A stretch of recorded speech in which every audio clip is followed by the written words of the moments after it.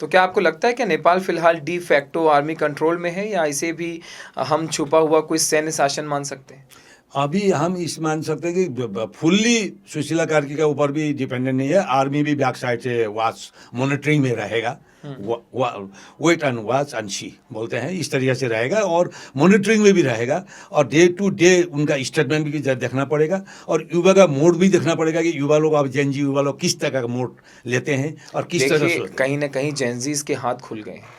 उन लोगों ने वो करके दिखा दिया जो बहुत कम लोग कर पाते हैं। उन लोगों ने सत्ता पलट दी। वैसे तो बहुत सारी कंट्रीज अभी ऐसे हुए जहाँ पे प्रोटेस्ट हुए जेनजीज और युवा पीढ़ी और बहुत सारे लोगों की वजह से कुर्सियां बदली गई हैं, चाहे बांग्लादेश हो, चाहे एक दो कंट्रीज और श्रीलंका है, बांग्लादेश में हुआ, नेपाल में अब हो गया, और उसके बाद में फ्रांस में अभी फ्रांस में चल रहा है, आंदोलन चल रहा है। तो कहीं ना कहीं आप समझते हैं कि अब ये लोग रुक जाएंगे या अभी भी ये प्रोटेस्ट ऐसे ही चलता रहे? नहीं, पर जब तक ये लोग नहीं सुधरेंगे, जब तक नेपाल का हालत नहीं सुधरेगा, जब तक जनता को न्याय नहीं मिलेगा, जब तक जनता का सुविधा नहीं होगा, तब तक तो आंदोलन करना ही पड़ेगा। नेपाल को ऐसे चुपचाप छोड़ देने से तो लोग बेच के खा के चल देंगे, क्योंकि ये नेपाल सबसे बड़ा लोकतंत्र बोलता है, लोकतंत्र चलने वाला देश है। बेच के चला जाएगा, नाम हटा देंगे, उसमें लगा धर्म परिवर्तन। आज प्रचंड स्वयं क्यों नाम बदलता नहीं है? वो स्वयं ईसाई है। बाबुराम भट्टराई स्वयं ईसाई है। एकनाथ ढकाल स्वयं, तो एकनाथ नाम क्यों रखना? डोमिनिक रखो, रेमंड रखो, मैथ्यूस रखो।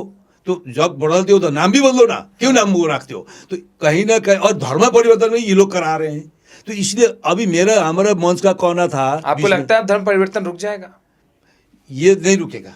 ये जब तक इस कदम के बाद आपको लगता है धर्म परिवर्तन रुक जाएगा? इस कदम के बाद नहीं रुका। तो अभी हम लोग भी खाली ये आंदोलन नहीं, अभी आप तो ये आंदोलन तो छोड़ दिया। अभी शुरुआत है आंदोलन की। ये साधु संत लेके नेपाल हिंदू पुनर्स्थापन मंच बहुत बड़ा एक आंदोलन करने वाला है। वो तो इन लोगों के तो खाली 1 करोड़ ने किया, हम लोग 5 करोड़ का तबाद में लेके करने वाला है, ताकि उसी दिन हिंदू राष्ट्र डिक्लेयर हो, उसी दिन धर्म परिवर्तन करने वाला सब भाग जाए। हिंदू राष्ट्र डिक्लेयर करने का मतलब आप सही से समझाइए। आप जब किसी राष्ट्र को हिंदू राष्ट्र डिक्लेयर करना चाहते हैं तो आप क्या चाहते हैं? बाकी मुसलमान, बाकी क्रिश्चियंस वहां से भाग जाएं, उन लोगों को निकाला जाए, या क्या आप मतलब हिंदू राष्ट्र क्या जैसे ही नहीं था, कहाँ से आया? ये घुसपैठिया है। आप क्यों अभी तो लोग हैं वहां पे? नहीं, वो घुसपैठिया है, धर्म कन्वर्टेड वाले हैं। वो तो अपने घर वापस से आ जाएंगे।